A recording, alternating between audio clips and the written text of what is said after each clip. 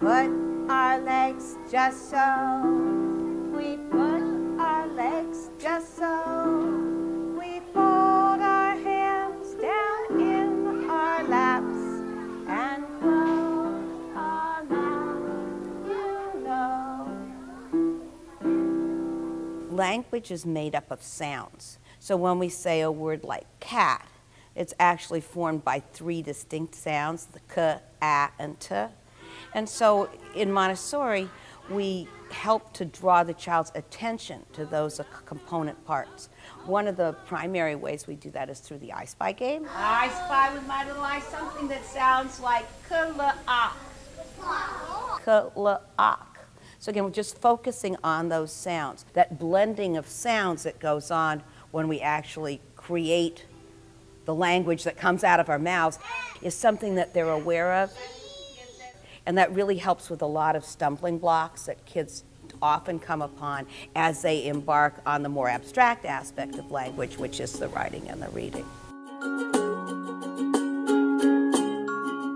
This one. Once the kids are really good at hearing the sounds, I'll show them the abstract symbol.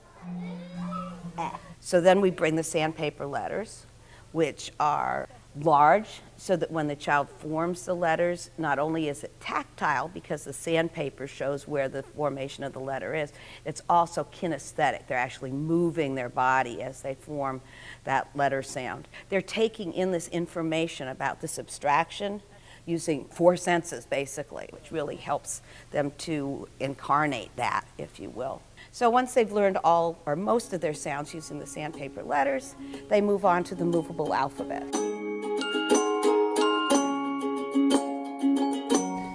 With the movable alphabet, the child can first encode the information that he already has in his brain and turn it into something abstract. So in Montessori, we approach writing or creating the word before we read or decode and find out what somebody else created. So they could take a simple word that is phonetic, like web. Good. So let's make web. Good. What comes next after web? Good. Ba. So we have web. So they can create words using the movable alphabet.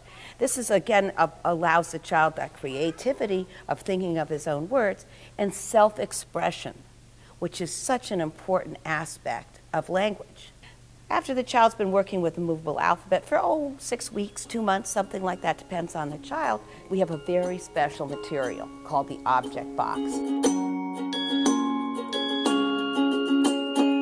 This is the object box. And I have some special objects in here. Would you like to see some of them? Then you say, I'm going to see if I can get you to give me what I want, but I'm not going to talk. You'll write down the first letter. And you write down the second letter. So you've written down the 3 letters of something that's one of those objects there, and then they put them together. And all of a sudden they go, oh, ma. So this lets you know what I wanted, didn't I? That's a material that really shows them, wow, that's what these symbols can do. If you can put them together, they represent, at this point, just a noun, a thing. After the child has worked with the object box, then we take them to a material called the wooden reading tablets, which allows the child the opportunity to repeat this experience of sounding out a word and matching it to something. Sound this out and see where it goes.